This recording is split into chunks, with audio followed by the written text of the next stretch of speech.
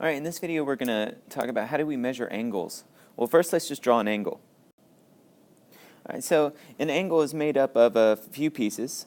Like, see here, this is the initial side. That's the side that it starts. The terminal side is where the angle ends. This is the vertex of the angle.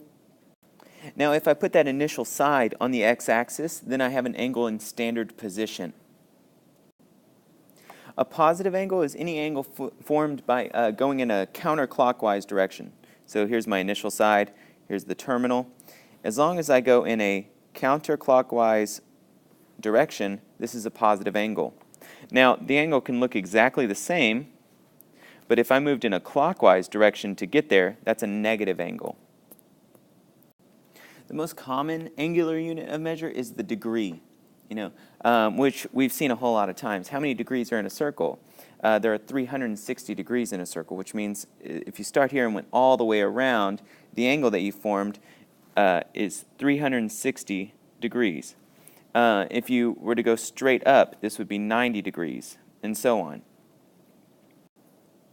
And we could just count by certain increments to build up all these angles around a circle. These are pretty much the most important ones, and we get these by either counting by 30, 60, 90, 120, or by counting by 45s, 45, 90, 135, 180. And so these measures we'll use a whole lot throughout the year. All right, the next thing that we're going to talk about is converting between degrees, minutes, seconds, or DMS, and degrees. So what we do is we take an angle. So the number in front of the decimal, that's going to remain in degrees, 56 degrees. And each degree is subdivided into 60 minutes. So I'm going to take that 0.735 and multiply it by 60. So this is equal to 56 degrees and 44.1 minutes. So minutes, we put like that little notch, one notch. Now each minute is subdivided into 60 seconds. So we take this decimal and we're going to multiply that by 60. So we have 56 degrees plus 44 minutes plus 0.1 times 60, which is just 6. So we would say this is 56 degrees plus 44 minutes plus 6 seconds. And seconds are going to get 2 little notches. So right back up here, I'm going to show my seconds get 2 notches. So we can say that 56.735 degrees is equal to 56 degrees, 44 minutes, 6 seconds. All right, let's go the other way from degrees, minutes, seconds to degrees. So the 32 stays 32. Now remember, each minute is 1/60th of a degree. So we're going to multiply by 1/60th. And then each second is a 60th of a minute, making it 1/3600th of a degree. And that came from doing 1/60th times 1/60th. And so we multiply those things out, write this as a decimal, and this is equal to 32 plus 0.083 plus 0.008, and altogether this is 32.091 degrees. Now, another unit of angles is a radian. Okay, and a lot of times we're going to deal in radians versus degrees. A radian is the angle made when we take the radius of a circle and wrap it along the edge of that circle. So here we have a circle with a radius, here's an angle, here's an arc length, S. And now, if you remember from geometry, the arc length is equal to the radius times the angle. Or I could say that the angle is equal to the arc length over the radius. Now, if I make the radius and this arc length equal to each other, instead of S over R, I have R over R, which is just 1 radian. Now, if this is about 1 radian, this angle here, how many angles are in the full circle?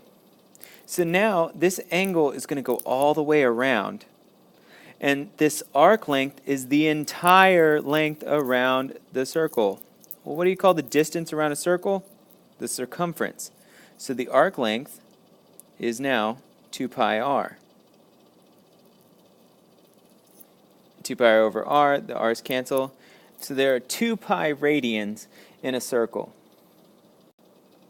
So over here at 360 degrees, we can say that that's the same thing as 2 pi radians. Or half of that at 180 degrees would be pi radians. But how do we figure out the radians for all of those other ones? All of the other degree measurements? Well, using what we just found out about, pi radians equal to 180 degrees, you can just move some things around and you'll see that to convert between radians and degrees, radians to degrees, you multiply the angle by 180 over pi. And degrees to radians, flip that over, multiply the angle by pi over 180. So here's in radians. To get this in degrees, I'm just going to multiply it by 180 over pi.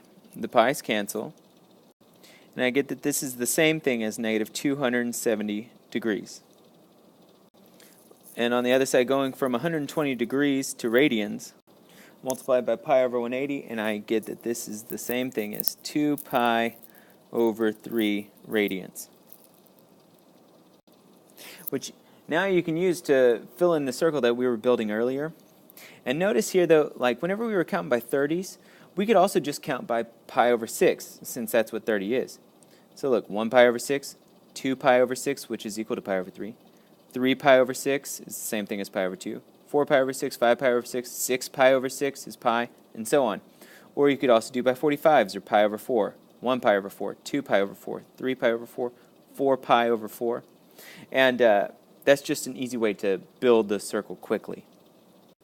Alright, the last thing in this video will be about coterminal angles. These are angles in standard position that have a common terminal side. So here we see like 30 degrees and negative 330 degrees have a common terminal side. To find these, there are an infinite amount of coterminal angles for any angle. And to find them, basically, if it's in radians, you just add 2 pi n. And n is any integer, positive or negative. If it's degrees, plus 360 n.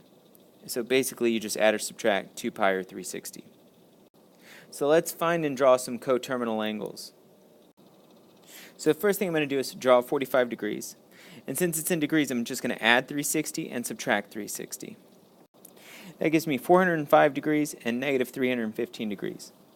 Well, the 405, since it was already positive, all that did was it just added an extra loop around the circle. So that's my 405 degrees right there.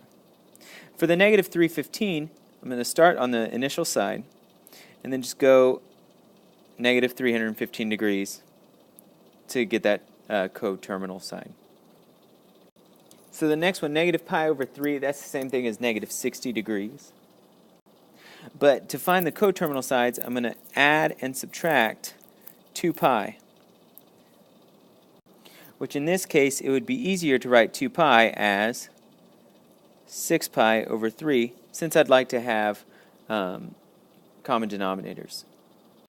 Alright, once I do that, I get 5 pi over 3 and negative 7 pi over 3. 5 pi over 3 is positive, and that's going to be this angle right here. And then the negative 7 pi over 3, it took the negative angle that I already had and it added a trip around the origin.